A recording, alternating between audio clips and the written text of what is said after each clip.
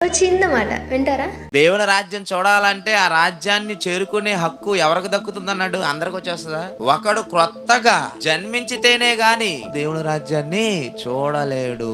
ఎందుకు ఈ క్రొత్త జన్మ దేని గురించి మాట్లాడుతున్నాడు? బాప్తీసం కదా. బాప్తీసం ఎప్పుడు తీసుకోవాలి? నమ్మి బాప్తీసం పొందినవాడు రక్షించబడును అన్నాడు. నమ్మడం అంటే మారు మనసు రావటం. ఇప్పటి వరకు లోకం కోసం బ్రతికాం కదా, ఇక నుంచి దేని కోసం బ్రతకాలి? పరలోకం కోసం బ్రతకాలి, ప్రభు కోసం బ్రతకాలి, ప్రభు పనిలో ఈ జీవితాన్ని ఖర్చు పెట్టాలి. ఈ జీవితం ఇప్పటి వరకు మనదనుకున్నాం కదా. మనసు మారడం అంటే ఏంటో తెలుసా? ఇక నుండి ఈ జీవితం ఎవరిది అనుకోవాలి? దేవునిది అనుకోవాలి. ఇదే మనసు మారటం. ఇప్పటి వరకు ఈ లోకంలో ఏదో సంపాదిద్దాం అనుకున్నాం కదా, కాదు. ఇప్పటి నుంచి దేవునికి నేను ఏదో ఒకటి సంపాదించి పెట్టాలనుకోలేదు. దేవునికి ఏం సంపాదించి పెడతాం? వజ్రాలు వైడూర్యాలు తీసుకుంటాడు ఆయన? లేదండి. లోకంలో ఎన్నో నశించిపోతున్న ఆత్మలు ఉన్నాయి. ఆత్మలను సంపాదించి ఎవరికి చెప్పాలి? దేవునికి చెప్పాలి. చాలా బాధ్యతలు ఉన్నాయండి. ఆయన మన మీద ఎంతో నమ్మకాన్ని పెట్టుకున్నాడండి.